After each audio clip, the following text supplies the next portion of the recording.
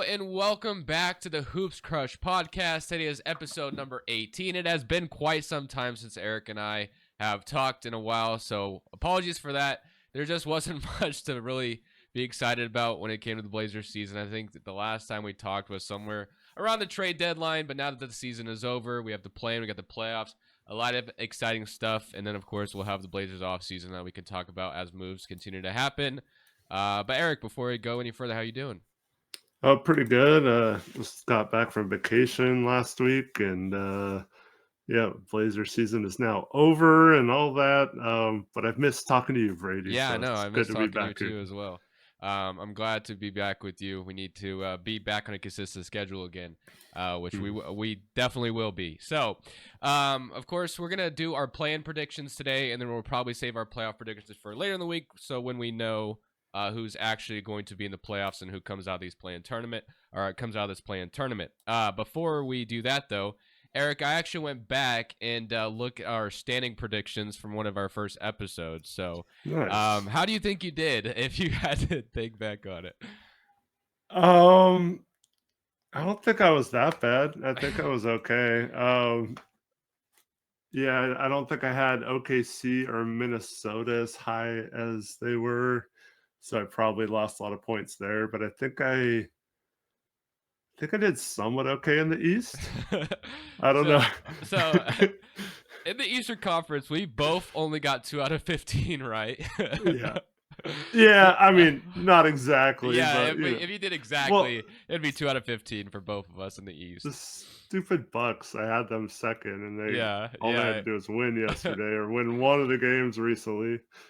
So the one you got right was the Celtics as the first seed. I said Yeah. the Bucks would be the first seed, just being a homer for Damian Lillard. Obviously, that did not work out. We both had the Cavaliers as the third seed. They end up as the fourth seed, obviously. And then They also should have been the third yeah, seed, that but too. they just tanked the game yesterday to avoid the Sixers, and now if they win over the Magic, they have to face the Boston Celtics in the second round. The other one I got right was the sixth seed. I actually had the Pacers at the sixth seed, so that felt pretty Nice. good. So I got them right on the dot. And then we both got this one right. We both had Nets at 11, so Okay. not too bad. In the Western Conference, it was worse.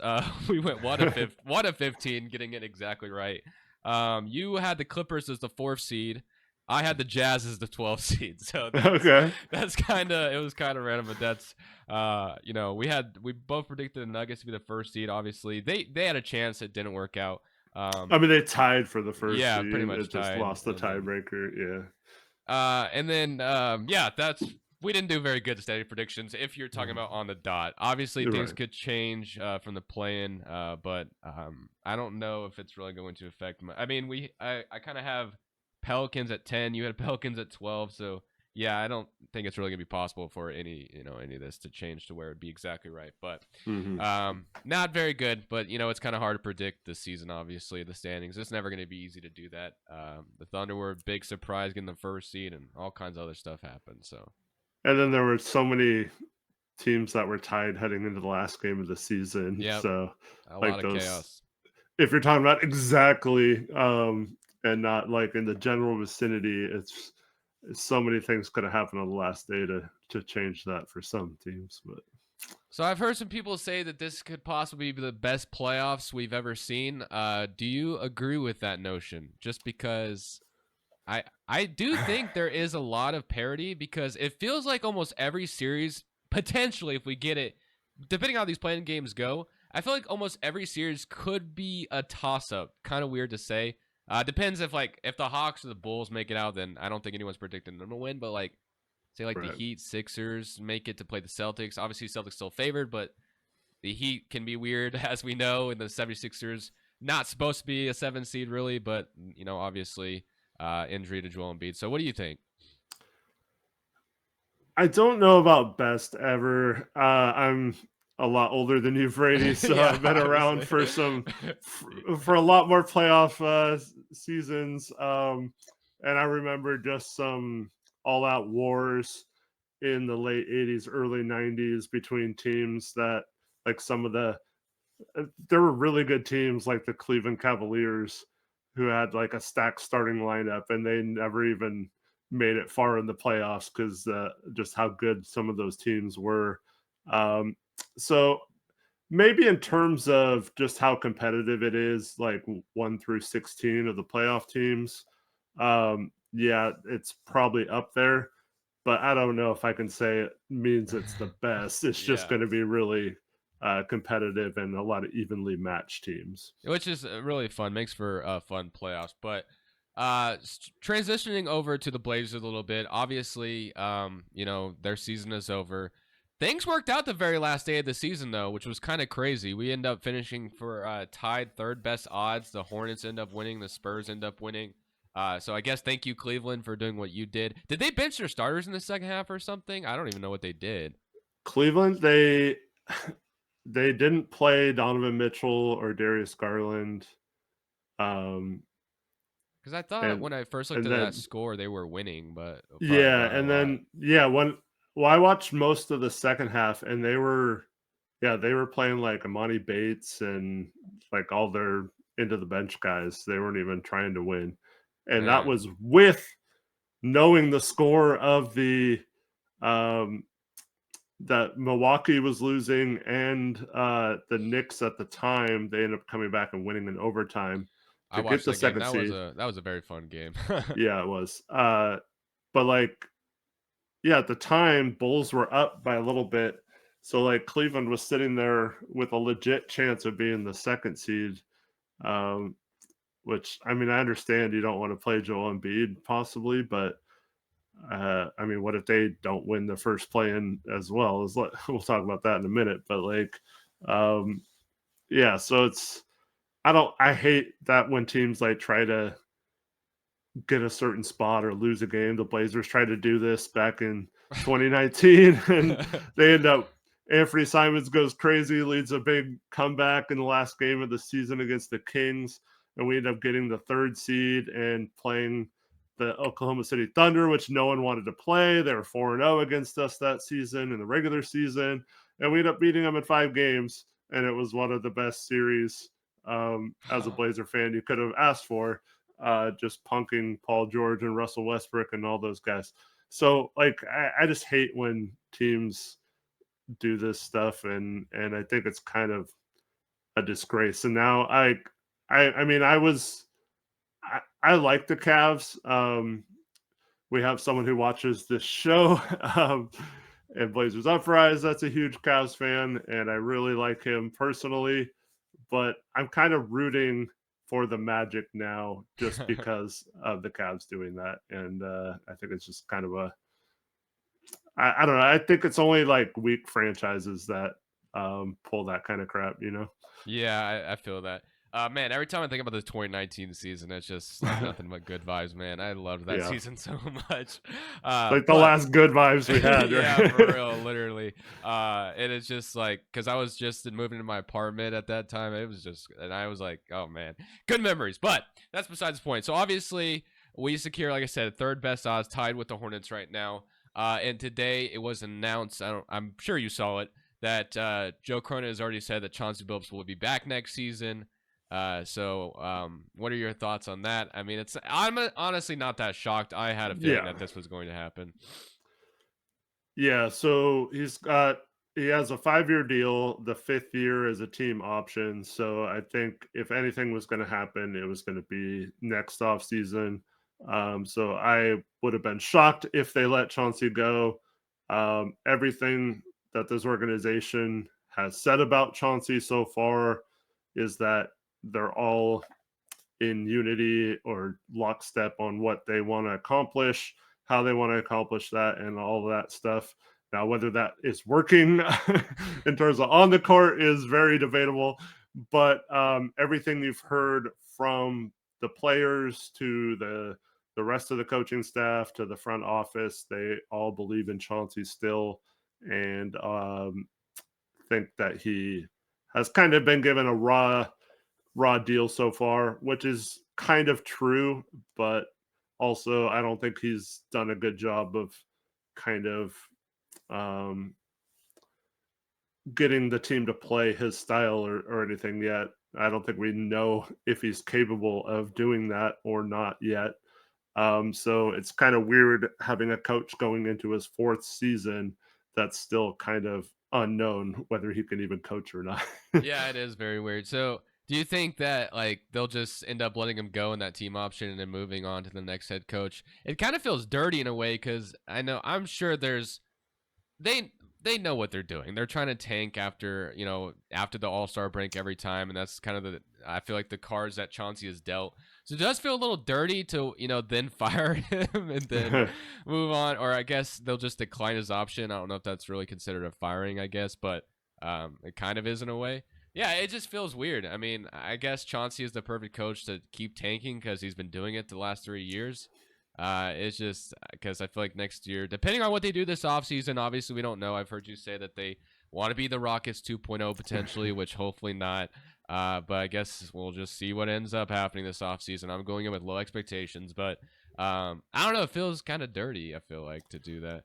Well, from Chauncey's perspective, if they're bad again next year and he has to put up lineups with like Chris Murray and Taze and like Ashton Hagen's, like if he's playing those guys significant minutes, those type of players next year. I mean, we started Moses Brown in the last game, it might be a case where he's sick of it too and Yeah, just he's wants like to go do something else. yeah, for Like sure. maybe he's like, this Portland situation is not looking good for me either. So might be a mutual thing. Um, but yeah, we'll see. I mean, he hasn't had any sort of injury luck since he's been coach, so I guess he always has that excuse if he's trying to get another coaching job elsewhere. He can just say it wasn't his fault. So yeah, I wouldn't feel too bad for him. But I feel like the injuries are kind of fake, are they not? I mean, yes and no. I mean, his first year, the Dame injury core wasn't surgery was obviously, was yeah. very real. Um, Last year, I mean, having GP2 out, that wasn't necessarily something that he wanted. Um, and then several players get hurt throughout the season. The end of the year injuries, of course, yeah, those those have been fake for sure, especially this year, man. Oh yeah, Um, Grant Brogdon just always.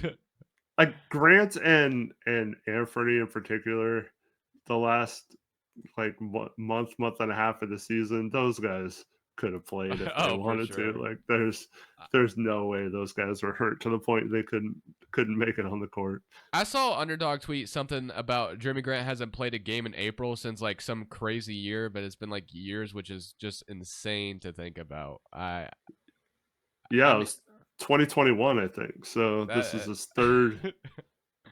third straight year of not playing. in April, which is wild. And That's yeah. absolutely wild, man. But I guess that's our Blazers, and that's probably how it'll be next year as well. Which it is probably the best route to go. It is painful, of course, but if we want to eventually, be in the best position possible, that's probably the best way to go about things. But again, we'll see what they do this offseason. Anything else you want to add before we move on to the play-in?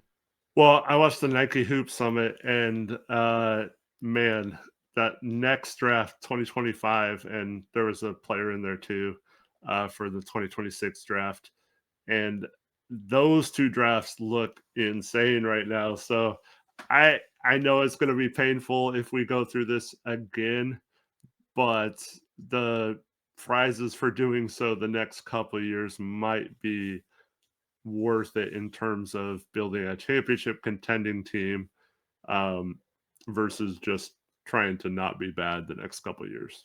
Speaking of prospects, I remember telling you that I was really bad about watching college basketball, but I actually watched a lot of March Madness Oh, this did time you? around. Yeah, so Yeah. a lot of fun You actually. got into it? Yeah, for sure I did. You like get some archetypes that you wouldn't really see in the NBA, so I thought that was kind of awesome. Like DJ Burns, Jack Right. Golke, like those guys were a lot of Right. fun. Yeah, so Uh-huh. March Madness Did was you fill out very. a bracket and stuff, No, or? I didn't do a Uh, bracket. I feel like, yeah. bro, I'm like those. That's gonna be hard to do anyway. So, Oh man, even if you watch every college game, it's still hard to yeah, fill out for a sure. bracket, man. You should So, do one next year. yeah, It's a lot of I fun. might for sure. But yeah, it was a ton of fun. I definitely will keep watching now. That So who's a player that you watch in the tourney that's an actual draft prospect that you were impressed by? uh, I don't know if I necessarily. I know obviously Zach Edey is very controversial. I wasn't necessarily impressed by him by any means, but it'll be I mean, he interesting. played well. Yeah, I played well. I guess Donovan Clingan stood out to me. I didn't watch a ton of UConn games until we got to the Final Four. That's when I actually was able to watch him. And then Jacoby Walter only lasted that one game for Baylor, or the one game that I watched anyway. I forgot who they lost to, but the game that they got eliminated, he was fun. But I don't know if I have anyone else, but Yeah, because I was watching a lot of NC State games. I did not watch the first Kentucky Oakland game. Unfortunately, that game sounded like it was a ton of fun. I watched the yeah, next one with Golke. But yeah, still a lot of fun. yeah. So did you see Stephon Castle at all Oh yeah. on UConn? Yeah, Yeah, he's he's great someone too. that's rising up draft boards and stuff. But yeah, Klingman. If you listen to Gavoni on ESPN and some of these national guys, they have him like as a top 3 pick now and stuff. So Yeah, it's kind so of crazy. yeah, this draft will be interesting for sure. Considered a weak draft. So it'll be interesting to see who goes number one and where teams decide to go with their picks. But that's for another topic for another day. Let's get into or Well, go. before we do that, one more Yeah. Blazer thing. I just want to hear you talk about it because I haven't had a chance to talk to you. What did you think of the way Scoot ended the season and his progression and all that kind of stuff? So I did fall into the 70% category. I pretty much just stopped watching Portland games Oh, altogether. okay. All right. I prioritize the other things in my life, like family, and I watch other basketball teams really. But from box score watching, it looked like he has been doing pretty good, so that's a good sign. But yeah, the full transparency, I fell off watching Blazers games, to be honest. Yeah, it's okay. I mean, Scoot did show some really good signs towards the end of the season. His jump shot's looking a lot better. His passing was looking a lot better. Still fairly inefficient and turnover prone, and still a big negative on defense. He's really going to have to find a way to improve his effort on that end. But it was encouraging to see at least some signs of what made him the third pick and have so many people say he'd go number one in a lot of other drafts. So thankfully, we have at least a glimpse of what could be of Scoot heading into this offseason instead of just, oh man, this is a bummer. He hasn't played very well. Hopefully, he can figure things out a year or two down the road. Yeah, very rocky regular season, inconsistent at times, but sounds like he got it together at the very end and showed some good performances, which is great for the future, obviously. Hopefully him and Shaden can play a lot more games next year. Aiden really came on towards the end. Whether that's going to continue, I guess remains to be seen. But we shall see. Yep. Let's get into it, man. We got All these right. playing games. So are you a big fan of the playing tournament or do you hate it? I've seen some people say they still wish they got rid of it, which is a very small minority, but I think it's a ton of fun. I love it in terms of when it works out like it did this season, where there were, especially in the West, where there were a lot of teams really close. Mm-hmm. And so it gives all of them a chance to make it because, in previous years, two of these teams wouldn't even have made the playoffs, which is crazy. And I mean, two of them still aren't going to make it, but at least this provides some entertainment. You can't make the NBA playoffs one and done like March Oh Madness, yeah, which makes no. it so intense and great in my opinion. But this is the closest you can get to that. So I just think that the one and done format, lose and go home of at least the 9-10 game, and then the second game between the loser of 7 and 8 and the winner of 9 and 10. And so I just like that format. I think it provides for compelling TV. And so yeah, I have no problem with it. Now, if there's a team that's like 10 games back as the 10 seed of the 9th seed, um, like if there was just like one of those teams like Golden State or something wasn't up there, they were like down where we were or something, then I think it's kind of stupid that a team has to beat like a really bad team that's not even close to them in the standings. Yeah. But yeah, I have no problem with this, and it's kind of like that in the East, I guess. With Atlanta and Chicago aren't anywhere close to Miami and Philly, but both Miami and Philly just have to win one of two games to make it in. So if they can't do that, I don't think they have anything to complain about. Yeah, definitely. So it starts with the Lakers and Pelicans, of course, 7th A seed matchup. This one is in New Orleans. The Lakers and Pelicans actually just played each other, of course, and Yeah. the Lakers pretty much blew them out. But the Pelicans would cut it close at times and would make it interesting. But for the most part, the Lakers were all over the Pelicans. Brandon Ingram just came back, first game back. AD also left the game, but they're optimistic he will play. When it comes to this game, it is in New Orleans, like I said. At the end of the day, I just truly believe in LeBron James in a big moment like this. And I think the Lakers will repeat what they just did in New Orleans. Maybe not in this much a fashion of blowing them out, but if I had to choose right now, obviously I am going to choose the Lakers to beat the Pelicans, to advance to be the 7th seed, which would give us a conference finals rematch, which is a ton of fun in the first round, which we could see 2 of those, which is awesome. So Nuggets versus Lakers round 1. Sign me up for that. That sounds like a ton of fun. But yeah, are you in agreement, or do you think the Pelicans got this one? No, I agree that the Lakers are the team here that most likely will win, um, for most of the reasons you specified. And outside of a couple of years ago when we actually needed the Pelicans to lose one of the two playing games, outside of that moment, which they got kind of lucky with the PG getting COVID right before the Oh yeah. second playing game and all that. But outside of that scenario, I feel like the Pelicans just aren't great in these kind of games that matter. Like they had a lot on the line for that game on Sunday and didn't show up for that one. And I feel like the Lakers match up really well with the Pelicans. A guy like Herb Jones can take away another team's best perimeter player, but LeBron isn't like your regular point guard type. He can out physical um, Jones a little bit and um, get him into foul trouble and stuff like that. So it kind of takes away some of the advantages the Pelicans have with the way the Lakers are more front court heavy than most teams are in this position. And LeBron was looking like a quarterback in the last game. He had like 17 assists. It was pretty Yeah. crazy, like 8 assists in the first quarter, or maybe even Mhm. more if I remember correctly. But yeah, And and the Lakers have played they've been playing really well the last few weeks. Ever since it looked like they were maybe not gonna do anything this postseason, and now it looks like they're maybe primed to upset a team or go on a deep run. So yeah, I really like them in this spot.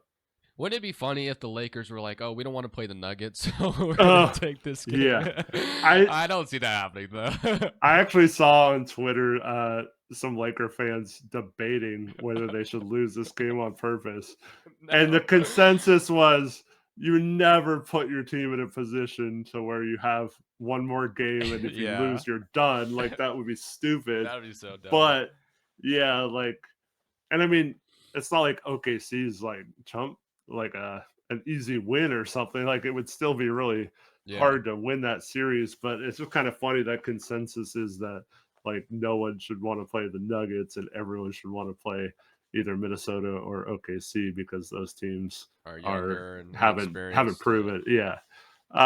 But yeah, I don't know. It's probably not the worst thing to happen to them if they lose this.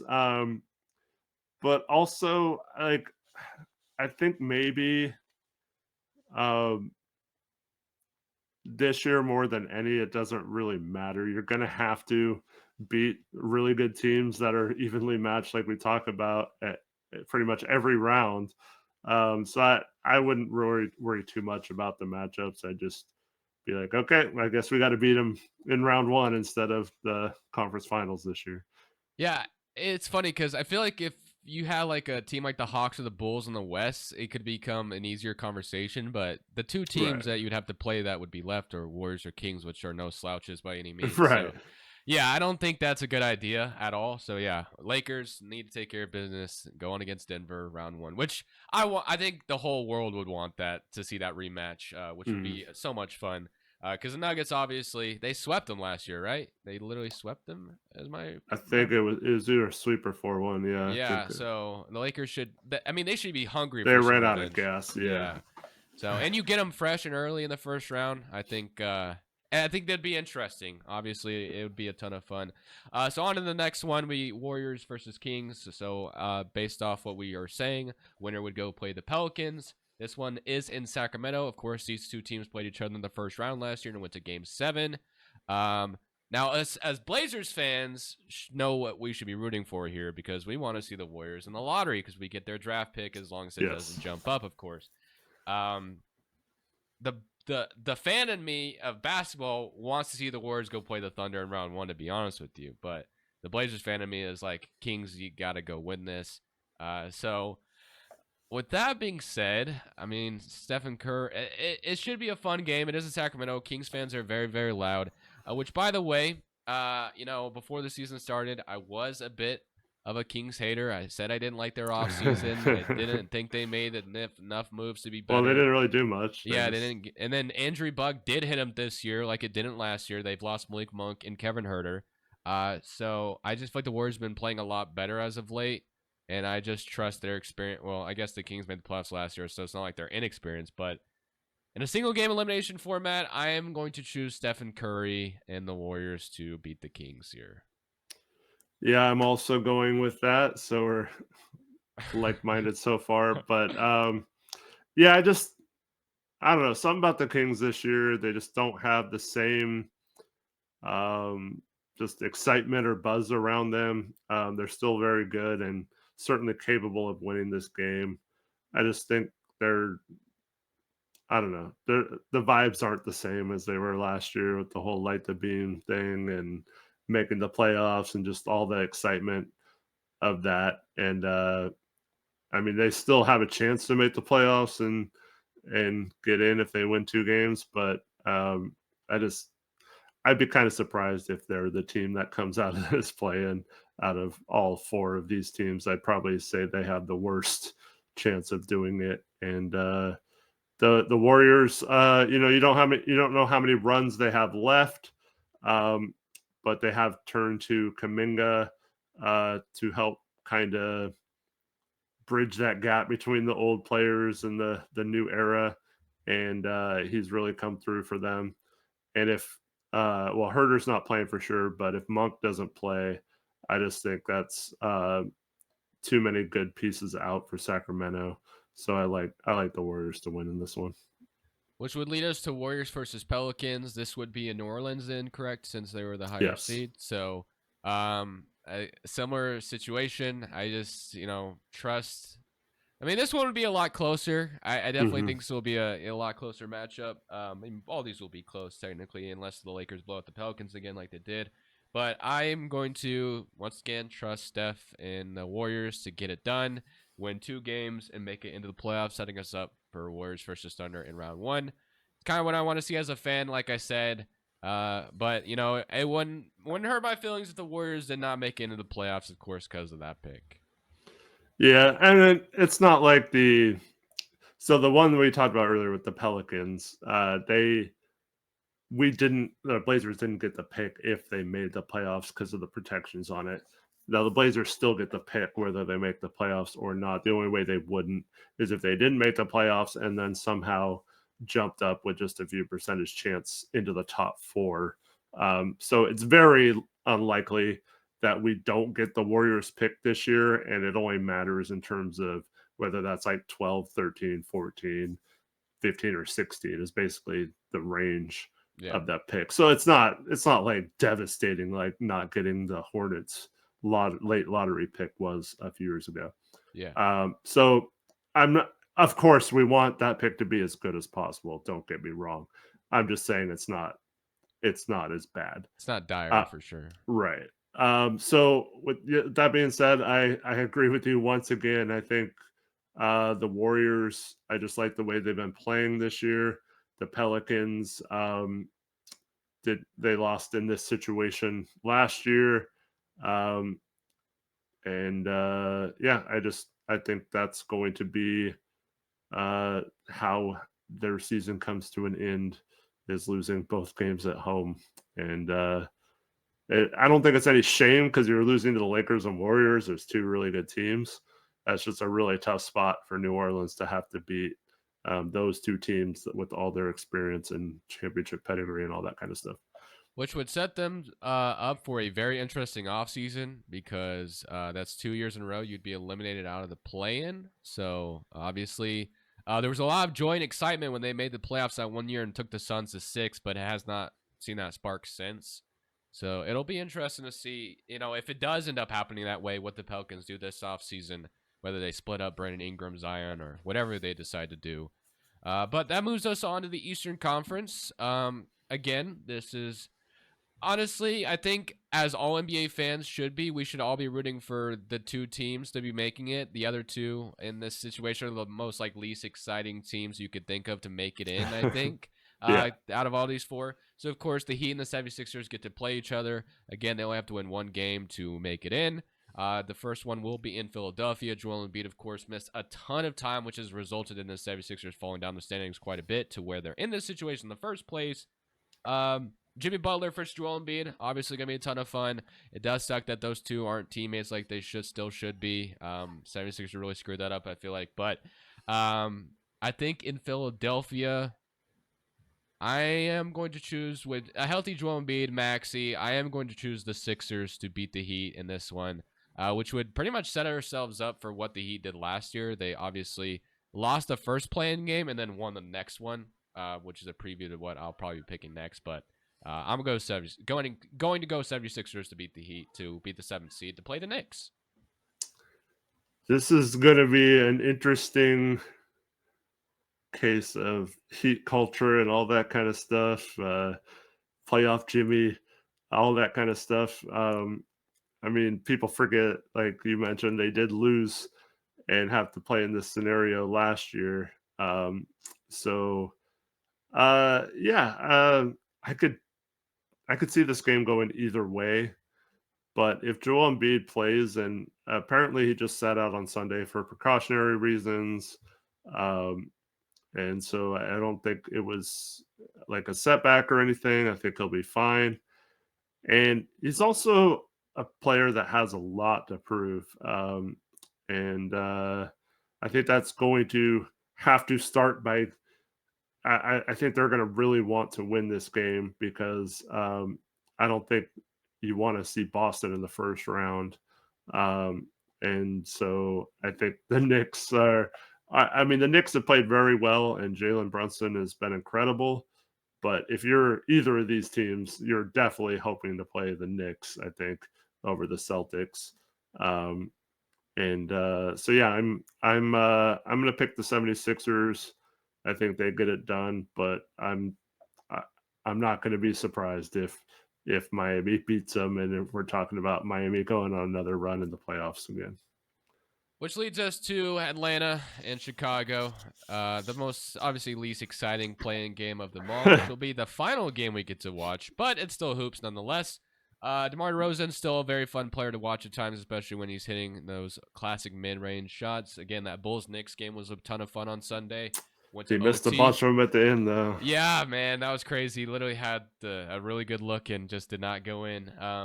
Which I was kind of I don't know what I was like. I was kind of rooting for the Bulls to win. That way, the Bucks would be the 2nd seed. But I think it worked out better for Milwaukee to play Indiana in round 1 with Giannis being doubtful for game 1 anyway. But Yeah. with all that being said, in Chicago, Trae Young and DeJounte Murray have not gelled great together on the court. They've actually been better when one of them is off the court. So I Mhm. imagine those two are split up this offseason no matter what happens here. But I am going to choose the Bulls. I just feel like DeMar DeRozan, Caruso, you know, Kobe White, Vucevic. I like them a little bit more. I think they're a little bit more talented. And I think DeMar DeRozan comes up big in this one and gets the Chicago Bulls to another game here. Yeah, I like the way the Bulls played in that game, even though they lost against the Knicks. I felt like they just, I don't know, it felt like they were a team that could make the playoffs. And I don't know, they do have some injuries. Zach LaVine isn't available still. Lonzo Ball's missed the entire season. Patrick Williams is out, all that kind of stuff. But I just think with the emergence of Kobe White and the way DeRozan can take over a game in a one-game format. Trae Young and DeJounte Murray can also do that, but Trae's just missed a ton of time as well. He seemed a bit rusty when he came back. And yeah, so I also like the Bulls. Sorry, I'm being boring and picking the same teams as you and all these, but Yeah. I mean, it's just kind of, I feel like it's just the easy way to go. I mean, I could be weird and start predicting weird things too, but I yeah, don't know. It's part of what I want to see, and it's part of what I think is going to happen too anyway, which would lead yeah, us to Heat versus Chicago. This was what the game was last year, right? I believe these were yep. the two teams that played each other last year. And hmm Chicago, if I remember correctly, had a lead at the very end and like blew it or something. I don't remember if I remember I that think they correctly. were up 6 with like 2 or 3 minutes left or something and Yeah, lost. something Yeah. along the lines of that. Um, so with that, I'm going to pick Miami to beat Chicago again, like they did last year. They got Terry Rozier to help out in the postseason. Hero's back as well. They didn't, or I think Hero played in that playing game. He got hurt in the first round, I believe, if I remember. Or did he get hurt in the playing game? I can't remember. Time is hard to remember. But yeah, I think Miami beat Chicago, which would set us up for a conference finals rematch. Heat versus Celtics, and we know what Okay. happened last year. Yes. Yeah, give me all that. I mean, Miami's still a weird team. Like I could see them not showing up and just bowing out, but I could also see them going on a deep run, just like last year as well. I think anything's possible with them. Um, but yeah, I don't. I just either whether Chicago or Atlanta, I don't think either of them are good enough to beat either Miami or Philly. So give me Miami in this one.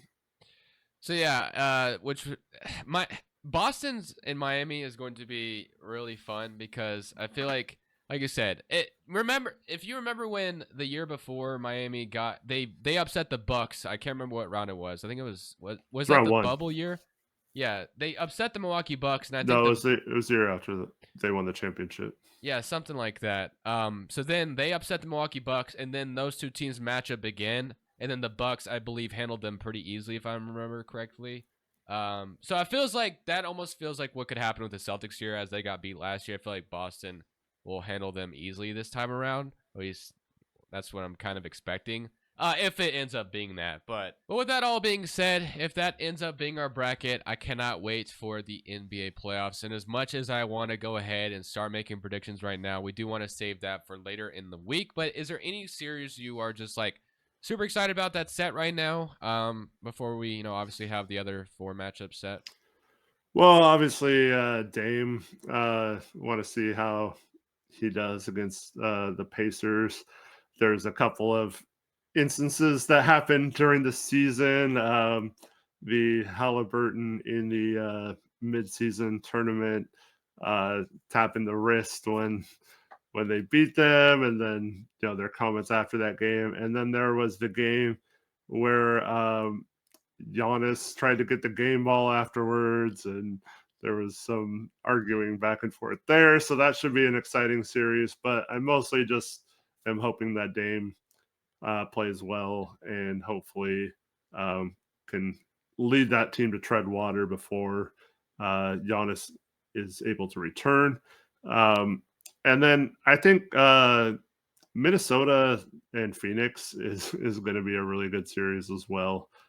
Minnesota has obviously been the better team this year, but Phoenix is more set up for playoffs, in my opinion.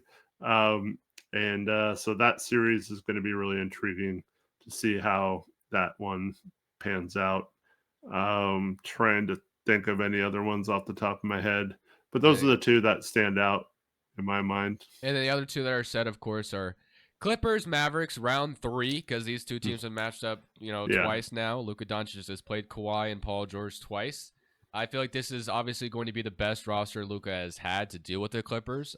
So that series is going to be a ton of fun. I cannot wait for that one. Obviously, Kyrie Irving, what the Mavericks have brought in at the deadline. The star power in that series. Yeah, is crazy. the star power in that series is going to be a ton of fun. Kyrie, Luka versus Harden, Kawhi, and Paul George. Well, assuming Kawhi is going to play, there's been some knee inflammation stuff with him. So it's around the time of the year where the Clippers just start breaking down injury-wise. So, it wouldn't be too crazy if that happened again.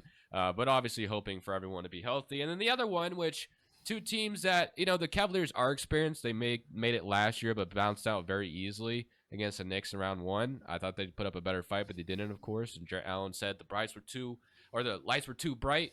You got the Cavaliers versus the Orlando Magic. And I do believe there is a ton of pressure on the Cavaliers to win that series because, Donovan Mitchell is in pending rumors about him, and just the matter of the fact that Orlando is a young team that you should beat. And as you said, it's a team they, wanted to face because they didn't try in the second half. So yeah, you can't do that and then lose to them. Exactly. So, like I said, these playoffs, if done right, if the 1st and 8th seed are done right, 2nd and 7th seed, I do believe there's an argument to be made that almost every single team could win. So I feel like if the bracket does get set the way we predicted today, I feel like our playoff predictions are going to be very, very interesting because I don't think it's too crazy to predict some 7th seed or 8th seed upsets. Maybe not 8th seed necessarily, unless if you... Maybe you believe that, but yeah, 7, 6 seed upsets I think are very, very possible this year, which is kind of crazy, and I cannot wait, man. I will be tuned in, locked in. Playing basketball is going to be fun, and playoff basketball as well. There's a birthday party I'm supposed to go to tomorrow. I told my wife I'm not going. So we got playing basketball. So nice. Yeah, I'm watching that, but you're definitely locked in. I'm locked in, man. I'm locked in. So, but anything else you want to add before we go on this episode? No, man, it's just good to get back into swinging things with you, and yeah, we're gonna try our best to put these out frequently during the off season. We'll probably have some that talk about the playoffs, some that talk about the Blazers specifically during the off season, mix of both and all that. But yeah, we also talk about the rest of the NBA as well. So yeah, we'll get into all that. And I always like to plug your stuff. So go check out Crushables on YouTube. If you're into rebuilds and all that kind of stuff, he does a lot of really fun and somewhat realistic, or as realistic as you can be on those type of videos. So it's not like just crazy, unrealistic scenarios. It's a lot of really fun and ones that make you think like, oh, is that something they might explore this off season? Yeah. So go check those out on Crushables YouTube channel. Appreciate that. Of course, as always, make sure you drop a like and subscribe. We will be back, hopefully, with a Friday episode with our playoff predictions. That is the plan. Maybe get it out early Saturday. We will see, because we got playoff basketball all day on Saturday, I believe. So, other than that, thank you guys for watching. As always, we will see y'all in the next one. This is Hoops Crush. Peace out. Go Blazers.